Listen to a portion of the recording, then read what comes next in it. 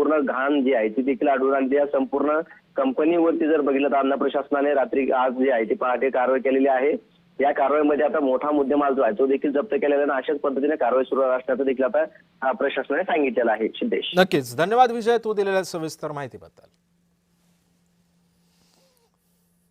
पुढची बातमी पाहूयात। मुजोर रमेश म्हात्रेला न्यायालयीन कोठडी सुनावण्यात आली। रमेश म्हात्रेसह 4 आरोपींना 24 जुलैपर्यंत न्यायालयीन कोठडी सुनावण्यात आली आहे। डोंबिवली डॉक्टर मारहाण प्रकरणी ही कोठडी सुनावण्यात आल्याचं समजतं आहे। मुजोर रमेश म्हात्रेला न्यायालयीन कोठडी आता सुनावण्यात आलेली आहे। डोंबिवली डॉक्टर मारहाण प्रकरणी ही कोठडी सुनावण्यात आल्याची माहिती आहे।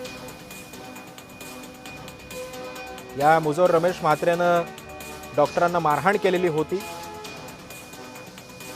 रमेश म्हात्रेसह अजून 4 आरोपींना 24 जुलैपर्यंत न्यायालयीन कोठडी सुनावण्यात आली।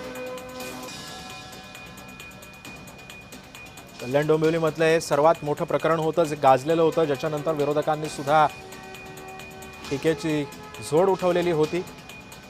या सगळ्या संदर्भात अधिक माहिती जाणून घेऊयात। आमचे प्रतिनिधी किशोर पगारे आपल्या सोबत आहेत। किशोर, 24 जुलैपर्यंत न्यायालयीन कोठडी सुनावण्यात आली आहे, काय माहिती आहे?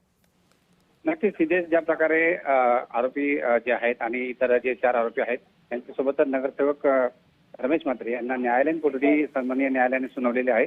24 जुलैपर्यंत ही न्यायालयीन कोठडी आहे।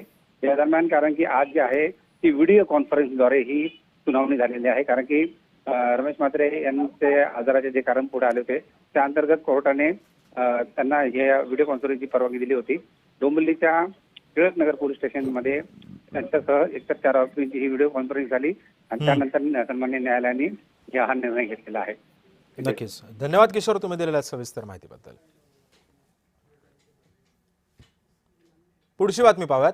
पायधुनी अल्पवयीन मुलीवरील अत्याचार प्रकरणी आरोपीला 18 तारखेपर्यंत पोलीस कोठडी सुनावण्यात आली। इस्लाम परवेजला पोलीस कोठडी सुनावण्यात आली आहे। 18 तारखेपर्यंत त्याला पोलीस कोठडीमध्ये त्याची रवानगी करण्यात आलेली आहे। संतप्त नागरिकांनी त्याला फाशी द्या अशी मागणी सुद्धा केलेली होती।